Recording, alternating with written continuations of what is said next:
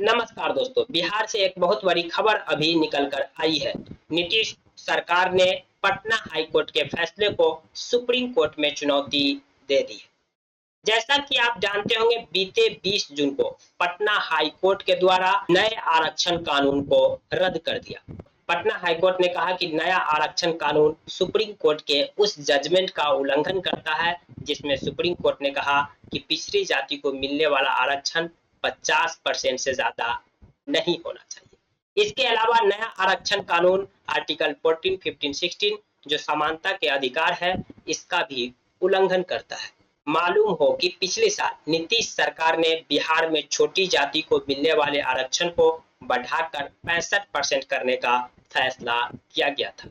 नीतीश की कैबिनेट से मंजूरी मिलने के बाद बिहार विधानसभा में इसे पेश किया गया। बिहार विधानसभा से पारित होने के बाद यह राज्यपाल साहब के पास गए और राज्यपाल साहब के सिग्नेचर के बाद फाइनली ये कानून बन गए। लेकिन इस कानून को पटना हाई कोर्ट में चुनौती दिया गया कि ये कानून सुप्रीम कोर्ट के उस जजमेंट का उल्लंघन करता है, जिसमें सुप्रीम कोर्ट ने कहा कि छोटी जाति को मिलने वाला आरक्षण किसी भी सूरत में 50% की सीमा को क्रॉस नहीं करना चाहिए।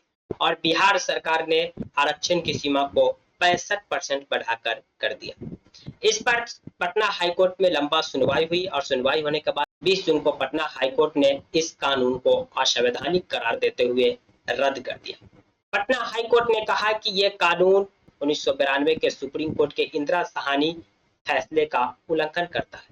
1992 में सुप्रीम कोर्ट की 9 जजों की बेंच, इंदिरा साहनी मामला कहा जाता है केस, उस केस में ये जजमेंट दिया था, ये फैसला सुनाया था कि किसी भी राज्य सरकार द्वारा छोटी जाति को मिलने वाले आरक्षण को 50% की सीमा से ऊपर नहीं ले जाया जा सकता है।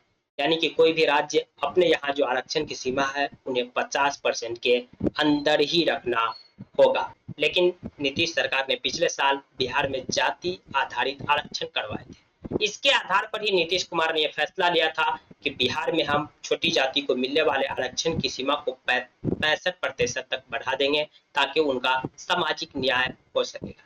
लेकिन पटना हाईकोर्ट ने कहा कि छोटी जाति को मिलने वाले जो आरक्षण है वो उनके लिए पर्याप्त है। वहीं हम आपको बता दें कि बिहार ही नहीं, इससे पहले महाराष्ट्र, हरियाणा और कर्नाटक की सरकार भी ये कोशिश कर चुकी है कि हम अपने यहाँ जो आरक्षण दे रहे हैं उसकी सीमा को 50% के ऊपर ले जाए। लेकिन उस कानून को भी हाईकोर्ट और सुप्रीम कोर्ट में चुनौती दी गई और वो कानून रद्द कर दिए गए। लेकिन हम आपको बता दें एक अपवाद भी है, यानी कि तमिलनाडु जो साउथ के स्टेट है वो एक ऐसा राज्य है जहां पिछले 35 सालों से लगभग 69% आरक्षण दिए जा रहे हैं और वो अब तक चले आ रहे हैं। ना इस कानून को सुप्रीम कोर्ट रद्द कर पाया है, ना हाई कोर्ट रद्द कर पाया। अब सुप्रीम कोर्ट और हाई कोर्ट तमिलनाडु के कानून को क्यों नहीं रद्द कर पाया है, इसके पीछे क्या तर्क है, हमने इससे पहले एक वीडियो में बताया है। अगर आप इसे और डिटेल से जानना चाहते हैं तो कमेंट बॉक्स खुला, कमेंट कर दीजिएगा, हम नेक्स्ट वीडियो में जरूर लेकर आएंगे। जानकारी पसंद आई तो प्लीज वीडियो को लाइक कर दीजिए, चैनल को सब्सक्राइब कर दीजिए। Thank you for watching.